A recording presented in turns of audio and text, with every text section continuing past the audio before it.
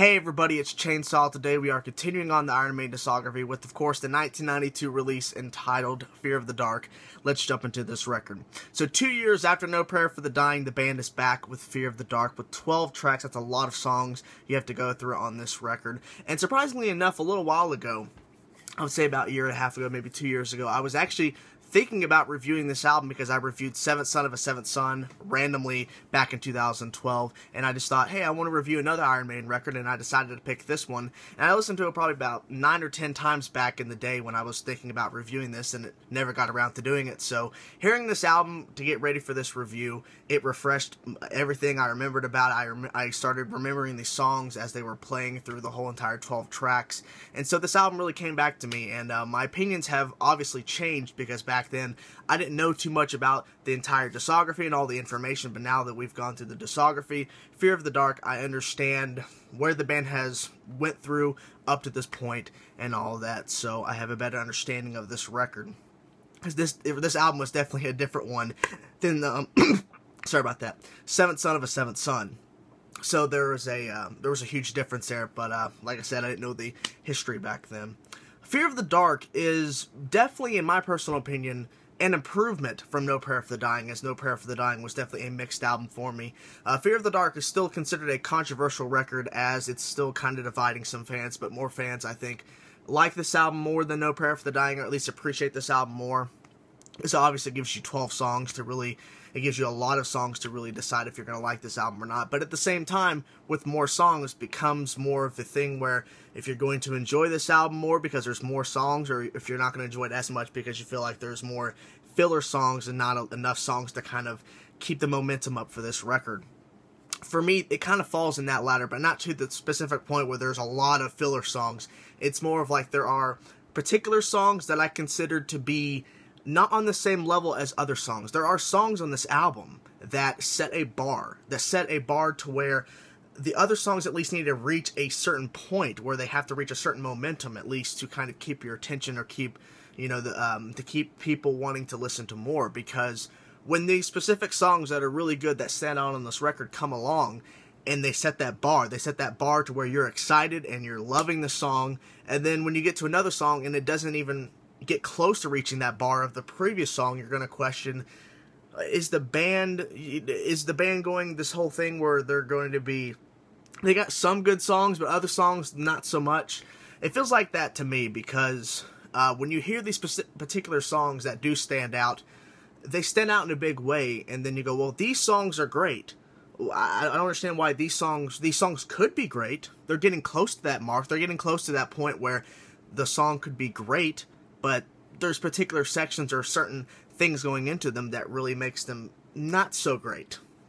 My favorite songs, which I consider to be standout tracks, are the ones that I personally think set that bar to where this album could have been an amazing record with 12 songs as a lot of material, but for me, we'll get to that in a second. My favorite songs are Be Quick or Be Dead, track number 1. Opens up, a great opener.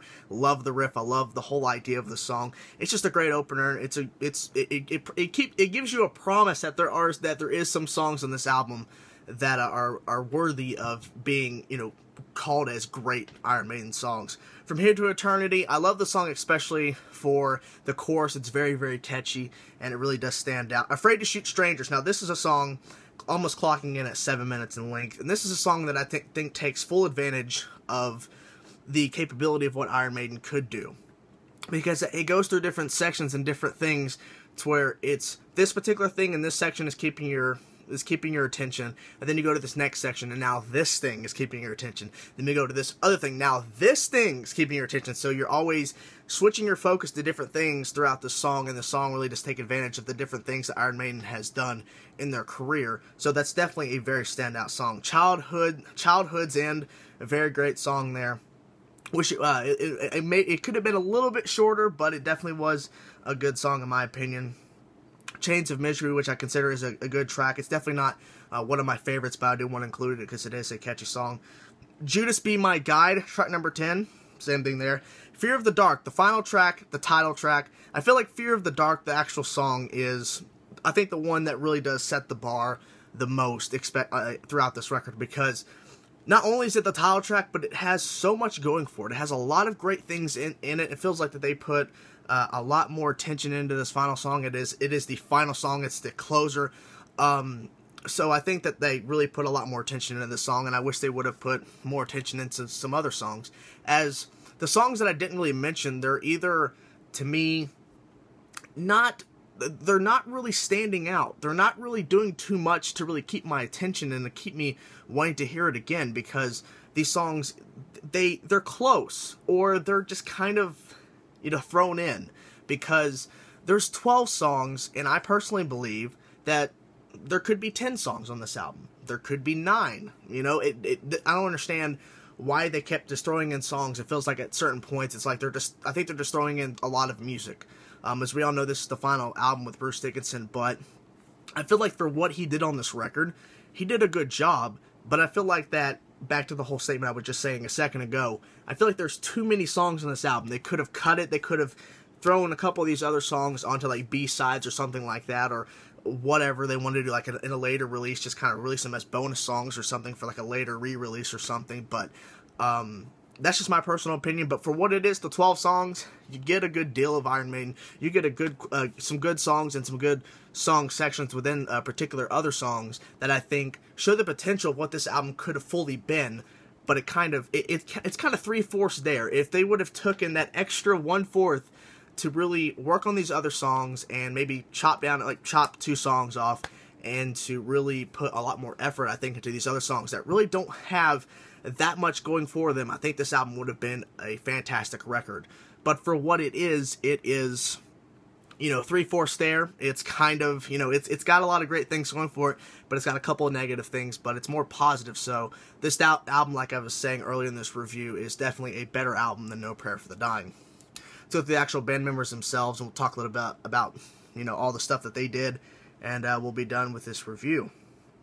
Bruce Dickinson, of course, this is his final time with the band until he comes back in 1999, so this is his final appearance until then. I feel like Bruce Dickinson, for what it is on this album, there's 12 songs, it's a lot of songs you got to deal with, but I feel like that his vocal performance is not dying down. His vocal performance is still a top-notch, in my personal opinion, and his voice is still showing that it is very strong, and so, I gotta give him that credit. He still sounds great. The lyrical content, for the most part, sounds really, really good as well.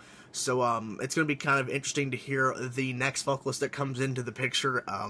But Bruce Dickinson, at least for his final appearance at this particular point, until we look down later the road when he comes back, he did a great job on this album nonetheless.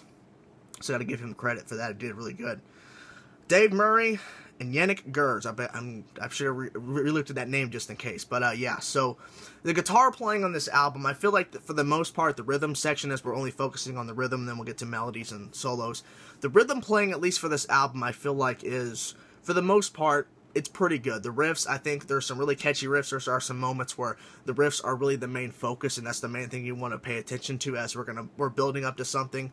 So I feel like the most part, the riffs are definitely worth listening to, and they are definitely a strong point. There are some riffs that I think that are just kind of, they sound too similar to other songs, or they sound too simple, like they could have added a little bit more to that riff to make it a little bit more exciting. But for what it is, I feel like the rhythm playing on this album is definitely good, and it sounds good.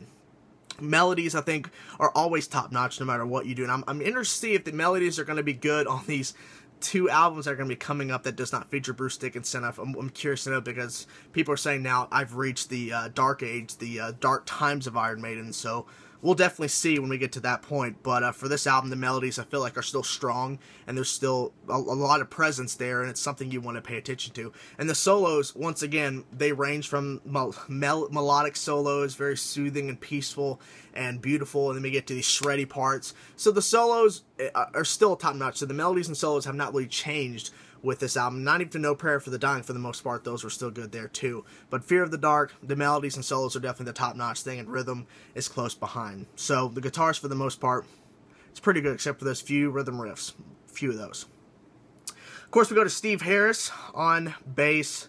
This man is still a beast. He's still destroying on bass. He does a lot of great moments on this album. I feel like his bass sounds great on this album, and he's doing a fantastic job.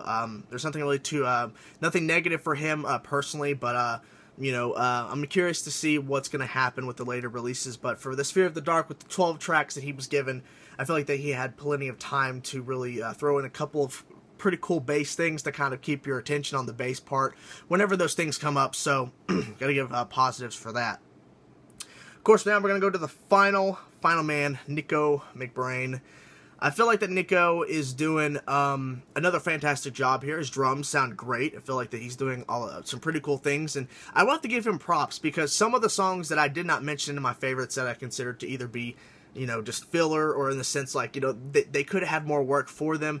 I have to give Nicko some credit because for those songs, the drumming was always something I really paid attention to, because even though I personally believe, the rhythm could be a little bit better in the actual, verses and chorus could be a little bit more interesting. The drumming for Nicko, I mean, I feel like he's trying his best to help out these songs, so I have to give him that credit. It didn't fully convince me to like the song more than I did, because I mean, I like all these songs to a certain extent, but there's the ones that I mentioned are my favorites that are top notch, they're up there, and the other ones not so much. But I feel like that Nicko did a good job in trying to make these songs that I didn't like so much to kind of make them a little bit better, with the drumming being a little bit more interesting and paying attention to that, so I gotta give him credit. The band sounds great. The production on this album I feel like is pretty good. It's definitely sounds like Iron Maiden. There's nothing really too bad with that. So I feel like it's definitely sounding better than No Prayer for the Dying. I'll have to give it that. Fear of the Dark is an album that I think that is still considered a controversial record for many different reasons. People have a lot of reasons why they like it or hate it or anything like that. Fear of the Dark for me is definitely, like I said, a better record than No Prayer for the Dying, and it definitely has more to deliver, but at the same time, with more songs becomes more of the part where you're going to question if you're going to like more of the songs, you're going to like less of them. For me, I enjoy basically about half this record, a little bit more than that, because there are certain song sections within songs I really do enjoy. So for the most part, this album is a good record for what it is, but it does have its faults and it does have its negatives. But for all the positives it has on this record, it's definitely one that you want to listen to if you haven't heard it in a while, or if you've not heard it. I definitely recommend checking out this record and see what you think. Let me know in the comment section below what you think of this record. My rating for this album is going to have to be a 7 out of 10. It may be a 7.5, but I'm going to stick with a 7 for now.